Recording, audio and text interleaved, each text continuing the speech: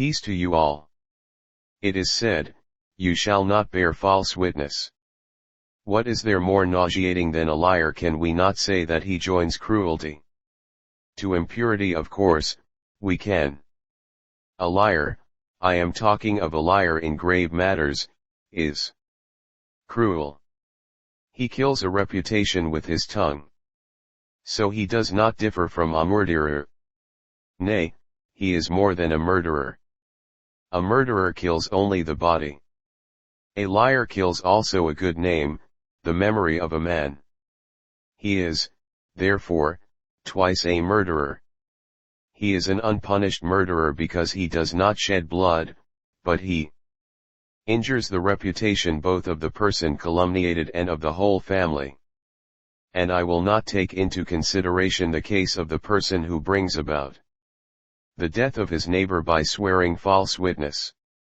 The coal of Gehenna is already piled upon such person.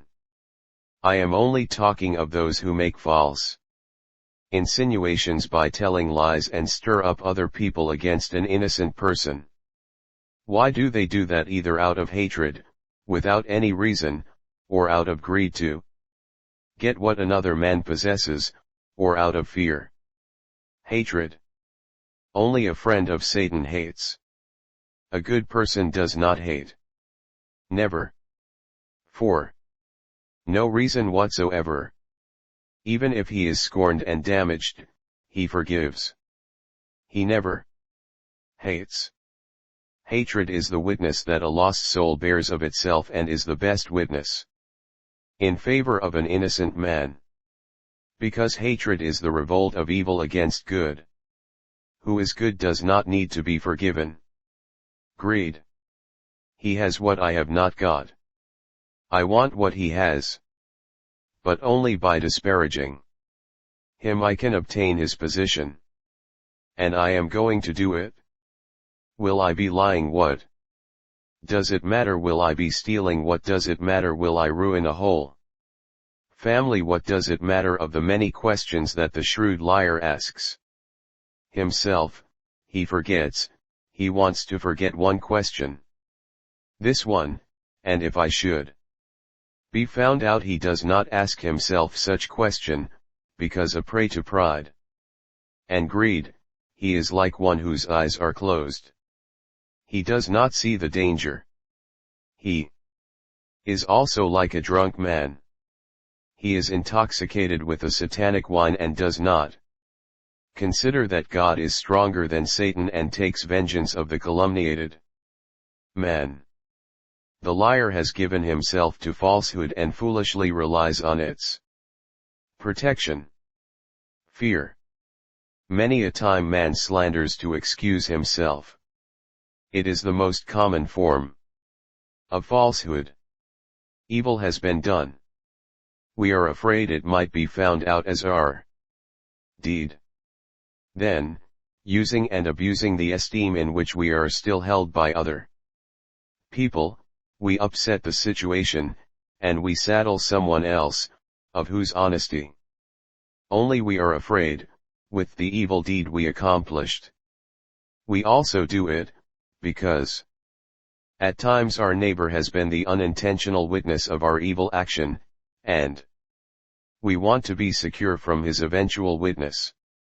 So we accuse him to make him unpopular, and thus, if he should speak, no one may believe him.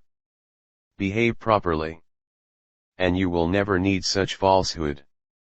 Do you not consider, when you lie, what a heavy burden you take upon yourselves? It is made of subjection to the evil spirit, of perpetual fear of being found out, and of the necessity of remembering the lie, also after years, in all the circumstances and details in which it was told, without contradicting oneself.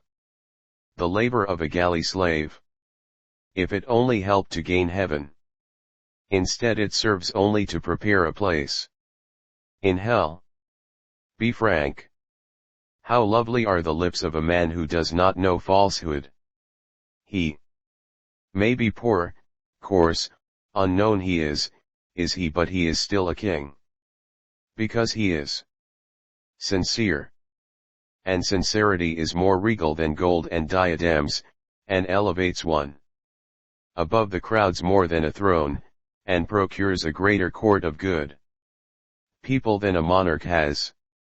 Intimacy with a sincere man gives safety and comfort. Whereas friendship with an insincere person, or even to be near such a person, causes a feeling of uneasiness. Since the truth soon comes to light in 1,000 ways, why does he who lies not consider that afterwards he will always be suspected? How can one believe what he says even if he speaks the truth, and who hears him wants to believe him?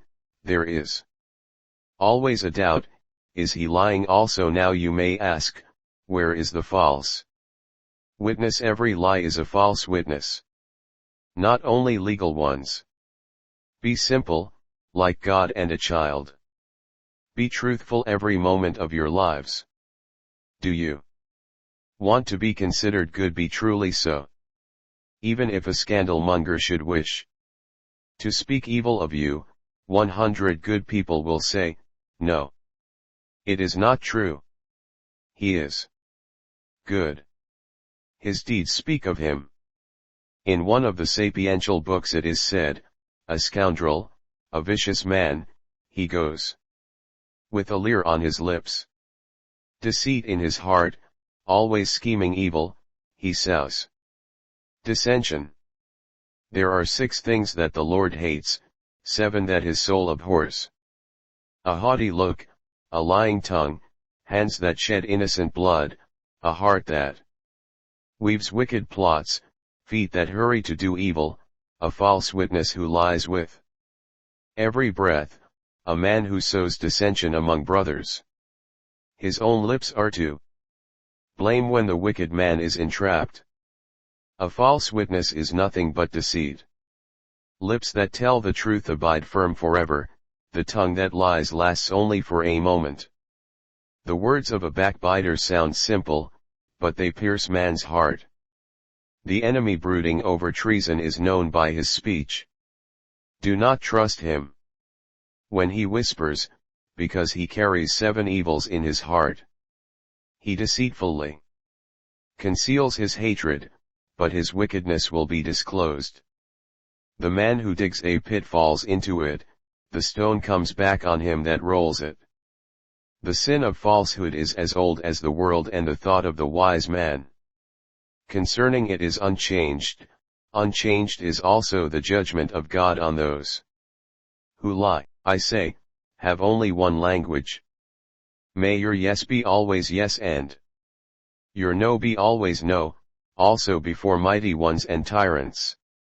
And you will receive great reward in heaven for it.